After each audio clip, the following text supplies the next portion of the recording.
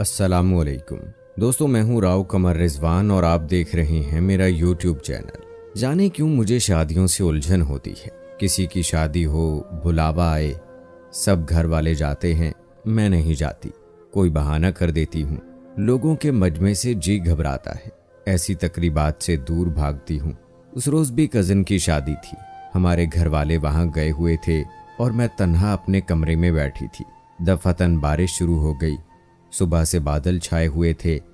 बारिश के आसार तो थे, लेकिन ये गुमान न था कि इतनी शदीद बारिश हो जाएगी। मेरे कमरे की सामने वाली खिड़की आज भी खुली थी, हमेशा की तरह। ये मेरी गमगुसार थी। उसको मैं कभी बंद नहीं रखती।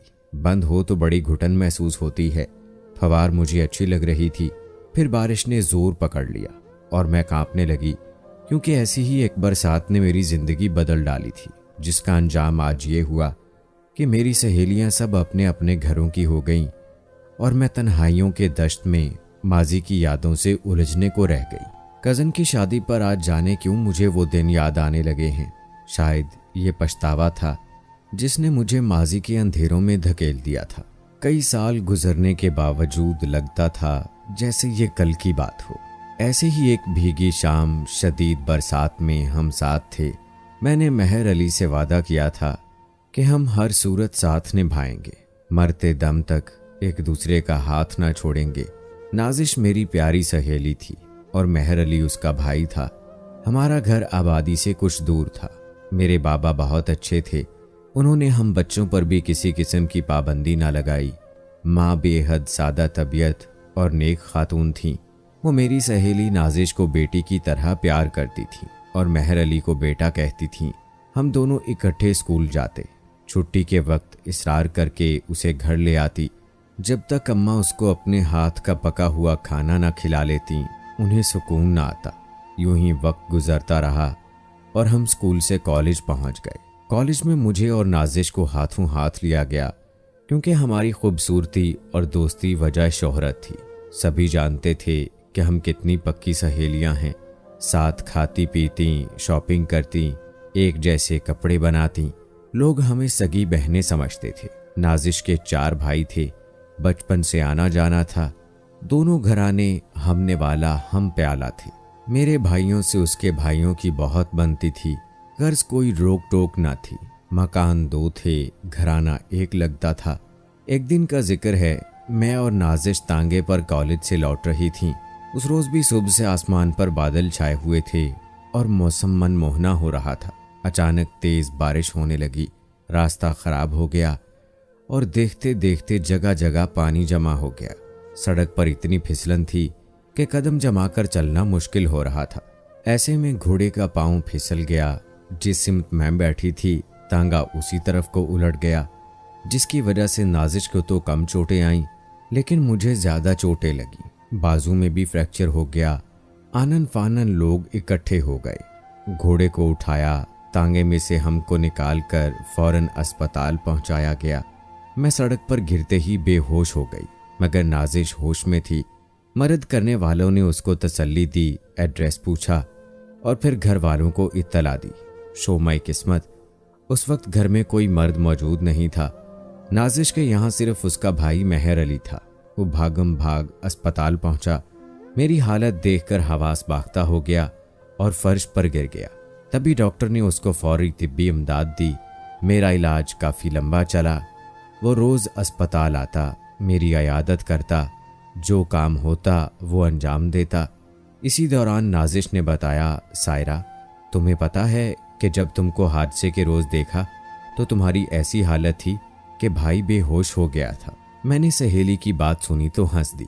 कहा, भाई ये सब कुछ ऐसे अचानक नहीं होता। ज़रूर उसके दिल में मेरे लिए ख्याल बहुत पहले से होगा, शायद बचपन से। इजहार ज़रूरी नहीं होता, मगर बाज़ दफ़ा ऐसे मौक़े आ जाते हैं कि दिल के मामलात खुल जाते हैं। आदमी बेबसी की तस्वीर बना रह जाता है। खैर, ऐसी बातें करके हम दोनों हंसती रहीं और बात की गहराई को नाजिश ने महसूस न किया, जबकि मेरे दिल के पाताल में ये बात उतरती चली गई कि कोई है जिसको मेरा इतना एहसास, इतना ख्याल है। हमने जो बातें आपस में की, जाने किस रंग में नाजिश ने मेहर अली से जा कहीं। उसने मुझे पैगाम भेजा, सायरा जो तुमने कहा है सर आंखों पर, हमारा रिश्ता पक्का है। अब ये हवादिस इस जमाना से टूटने वाला नहीं है। बेशक सारा जहां बदल जाए, हम नहीं बदलेंगे। ये वादा रहा, तुम बदल ना जाना। पता नहीं ये सच था कि उसने मजाक किया था, मगर अजीब बात यह थी कि जब उसने ये कहलवाया तब भी बारिश हो रही थी। कहते हैं मूसलाधार बारिश में जो दुआ मांगी जाए वो जरूर पूरी होती है। तभी दुआ की, ऐ अल्लाह, जैसे आसमान से तेरी रहमत तेजी से बरस रही है, इसी तरह तू मेरे पाकीज़ा जज्बे की हिफाजत करना, जिसको मोहब्बत कहते हैं। हादसे के बायस मेरे चेहरे पर जख्म के निशान दाएं तरफ गहरे थे। बाजू का फ्रैक्चर तो ठीक हो गया, लेकिन मुखड़े पर जख्म के निशान बाकी रह गए। मैंने महर अली की अयादत और नाजिश की प्यार भरी बातों का ऐसा असर लिया कि मुझे खुद पता ना चला कब मैं महर अली की मोहब्बत में गिरफ्तार हो गई। जब घर आई तो बहुत बदली हुई थी। चेहरे पर जख्मों के दाग रह जाने का दुख था। महर अली की जानिब दिन रात ध्यान रहता कि वो मेरा चेहरा देखकर क्या सोचेगा, कि ये अब पहले जैसा बेदाग नहीं रहा था। कहीं इन दागों की वजह से वो मुझसे दूर तो ना हो जाए। इस फिक्र में परेशान रहने लगी। वाले साहब ने एक समझदार और अच्छे डॉक्टर से मेरा इलाज कराया, जिसके लिए बाकायदगी से अब्बू हर माह मुझे लाहौर ले जाते। कभी एक माह में 2 बार भी जाना होता था। इस दौरान महर अली मतवातिर घर आता रहा। वो मेरे पास नाजिश के हमरा बैठा रहता था।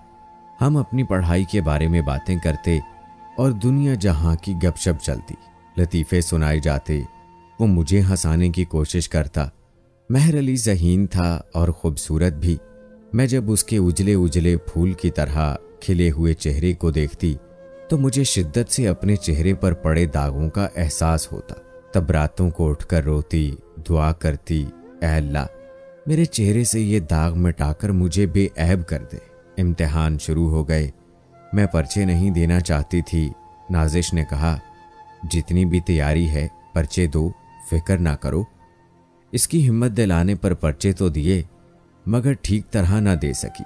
जब रिजल्ट आया तो वो ए ग्रेड में थी और मैं मामूली नंबरों से पास हुई थी। बहरहाल उसकी हिम्मत दिलाने से मेरा साल ज़ाय होने से बच गया।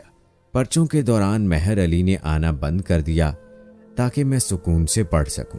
मुझे भी उससे मुलाकात का मौका ना मिला कि उससे हाले दिल कह सकती। शायद लाशौरी तौर पर मैं नहीं चाहती थी कि उससे कोई ऐसी बात सुनूं जिससे मेरी दिल आज़ारी हो जाए। हसरत रही कि वो खुद आकर मुझसे कहे कि तुम्हारे दागदार चेहरे से मेरी मोहब्बत पर कोई फ़र्क नहीं पड़ा। मैं पहले की तरह तुमसे प्यार करता हूँ। अपने वादे याद हैं, उनको निभाऊंगा।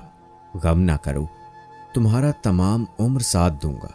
ऐसे लफ्ज़ जो मैं उसके मुंह से सुनना चाहती थी ना सुन सकी। इंतज़ार में मेरे कान थक गए। नाजिश ने बेहतरीन नंबर लिए तो कहा, चलो तुमको ट्रीट देते हैं। पहले पार्क में सैर करेंगे, फिर किसी अच्छे होटल में खाना खाएंगे। मैं तो परेशान हो गई, जाने महर अली अब मुझको किस नज़र से देखेगा।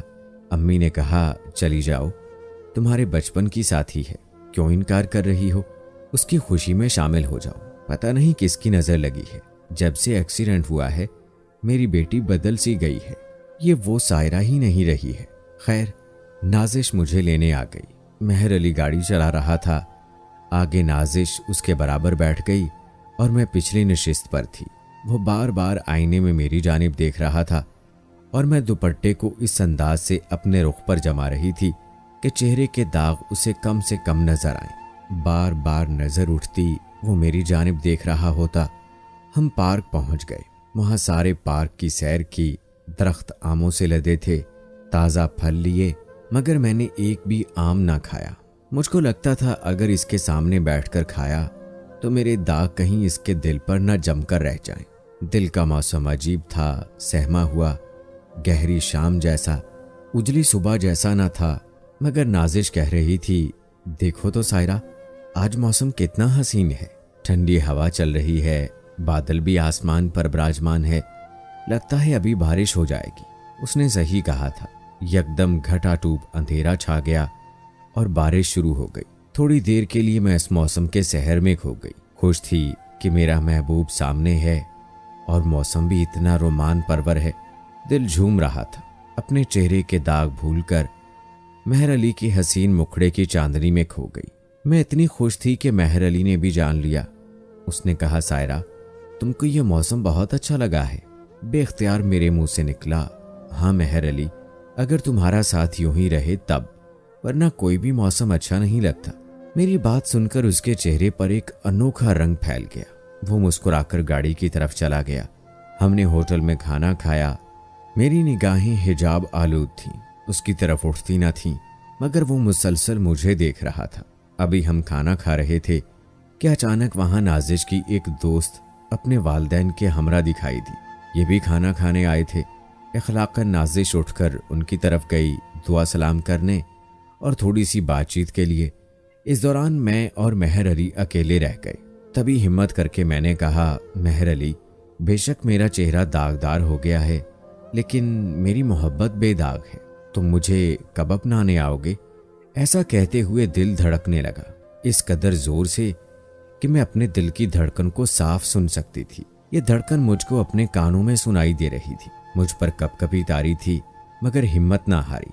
मैंने अपनी उलझन साफ उसको बता दी। मेहर अली, मेरे कान दोबारा इस कौलो करार को सुनना चाहते हैं जो एक बार पहले तुमने किया था। वो उम्र भर निभाने का वादा दोहरा दो ताकि मेरा दिल सुकून में आ जाए। मैं अब तुम्हारे बगैर जी ना सकूंगी। क्या अब भी तुम मेरा साथ दोगे मेरे दागदार चेहरे के साथ? पता नहीं उस वक्त मेरी जाहिरी हालत कैसी हो रही थी कि मेहर अली परेशान हो गया। उसने कहा, सायरा, मैंने कभी तुम्हारे बारे में ऐसा सोचा नहीं था। अब तुम्हारी हालत देखकर मुझे सोचना पड़ेगा। और वो वादे तो बचपन की बातें थी। बहरहाल जवाब मस्बत होगा। तुम मेरा इंतजार करना, मैं तुम्हारा इंतजार करूंगी जब तक जिंदा हूं। बस इतना ही हम कह पाए थे कि नाजिश लौट आई। हम घर वापस आ गए। इसके बाद मैं और ज्यादा बेकरार हो गई। रात की नींद, दिन का सुकून लौट गया। उठते, सोते, जागते, चलते फिरते हर तरफ मेहर अली नजर आता था। सोचती थी दुनिया में शायद ही ऐसा हुआ हो कि किसी लड़की ने पहल की हो इकरारे मोहब्बत में, लेकिन मेरे साथ ऐसा हो चुका था कि मुझको अपना होश ना रहा था। ये भी ध्यान में ना रहा था कि मुझे अपनी अना के शीशे को भी ठेस नहीं पहुंचानी चाहिए, मगर दिल पागल और प्यार में बेख्तियार हो जाता है। ये भी मानी हुई बात है। कुछ दिनों में मेरा रिश्ता आ गया। सगे चचा ने अब्बू से कहा, ये मेरी बेटी है। बेशक चेहरे पर दाग पड़ गए हैं, मगर इससे क्या फर्क पड़ता है? इन चीजों से कोई अपनी औलाद को नहीं छोड़ देता। अब्बू ने भी यही फैसला किया कि मेरी शादी चचा के बेटे साद से हो जाए। मुझे बुलाकर समझाया, बेटी, अब तुम्हारा जहन पढ़ाई में नहीं चलेगा। बेहतर है कि तुम इस रिश्ते को ना ठुकराओ। ये अपने हैं, इसीलिए तुमको चाहते हैं, और इनको तुम्हारे चेहरे के दाग भी प्यारे लगते हैं। जब मैंने ये सुना, परेशान हो गई कि ये क्या हो रहा है। मैंने शादी से साफ इनकार कर दिया और कह दिया कि आगे पढ़ना है, इसलिए शादी नहीं करनी। दिल तो उसकी तरफ था जिसने कहा था इंतजार करना, मगर उसने ये मेरा दिल रखने को कहा था। जब मैंने इजहार कर दिया, उसके बाद मेहर अली ने हमारे घर आना कम कर दिया और दूसरे शहर के तालीमी इदारे में दाखिला ले लिया। मैं परेशान थी, वो ऐसा क्यों कर रहा है? क्यों इतनी सर्दमोहरी इख्तियार कर ली है? एक रोज नाजिश आई तो मैंने पूछा, ऐसा क्यों है? उसने बताया कि यहाँ के कॉलेज की पढ़ाई अच्छी नहीं है, लिहाजा वो लाहौर जाकर पढ़ना चाहता है, क्योंकि वो घर का लाडला है, कोई उसकी बात नहीं टालता। जाने वाला चला गया। मुझको बगैर जवाब दिए, बगैर मिले, बगैर राब्ता किए वो घर फोन करता था। मैं वहां बैठी होती तो नाजिश मेरी बात करा देती थी, लेकिन वो वाजबी कलाम करता था, सिर्फ खैरियत की हद तक। मैंने जो सवाल उससे किया था उसने उसका जवाब ना दिया। इस दौरान मैंने एमए किया और प्राइवेट स्कूल में पढ़ाने लगी। नाजिश की शादी हो गई। अब्बू जान ने हिम्मत ना हारी, प्लास्टिक सर्जरी कराई और मेरे चेहरे के दाग दूर हो गए। इसके बाद मेरे कई अच्छे घरानों से रिश्ते आए, मगर हर बार टाल जाती, कोई बहाना कर देती। इस अरसे में भाइयों की शादियां हो गई, घर में भाभियां आ गईं, उनके बच्चे हो गए। अब जब मैं स्कूल से आती हूँ तो उनके साथ खूब खेलती हूँ। जब मेहर अली का ख्याल आ जाता है, नींद आंखों से कोसों दूर चली जाती है। हैरत की बात यह है कि नाजिर से मेरी इतनी गहरी दोस्ती थी, वो भी मेरे एहसासात को ना समझ सकी। वो मेरी राज़दां थी और जानती थी कि मैं उसके भाई को कितना चाहती हूँ। वही अगर मेरी सही रहनुमाई करती तो मेरे ख्यालात इतने ना भटकते। मेहर अली भी एक इसरार था। आखिर तक ये बात समझ में ना आई कि वो क्या चाहता था और क्या सोचता था। सलाम दुआ करता था, खैरियत पूछता था, मगर कभी रिश्ते के लिए इजहार ना कर सका। बरसों गुजर गए, मेरे सर में चांदी के बाल झिलमिलाने लगे, मगर मैं आज भी उसका इंतजार कर रही हूँ। हालांकि जानती हूँ कि वो अब नहीं आएगा, मगर इस पागल दिल को कौन समझाए। उसने कहा था, किसी के कहने से मोहब्बत नहीं हो जाती। ये ऐसा जज्बा है जो अचानक दिल में पैदा होता है और किसी को किसी वक्त भी किसी के लिए अपनी गिरफ्त में जकड़ लेता है। मैं इस जकड़ से आज़ाद ना हो सकी। अभी तक माजी में किए हुए उसके वादों में जकड़ी हुई हूँ, लेकिन वो खुदा जाने क्या सोचता होगा मेरे बारे में। दुआ है जहां रहे खुश रहे। दोस्तों, शक्लो सूरत अल्लाह की देन है, और जो शादी से पहले प्यारी है और किसी हादसे की वजह से उसकी खूबसूरती चली गई है, तो ऐसे बेवफाई नहीं करनी चाहिए, क्योंकि ऐसा वक्त मेहर अली पर भी तो आ सकता था, या फिर शादी के बाद भी तो ऐसा हो सकता था। क्यों दोस्तों, आप क्या कहते हैं इस बारे में? कमेंट बॉक्स में ज़रूर बताएं। मिलते हैं अगली वीडियो में, तब तक के लिए अल्लाह हाफिज़।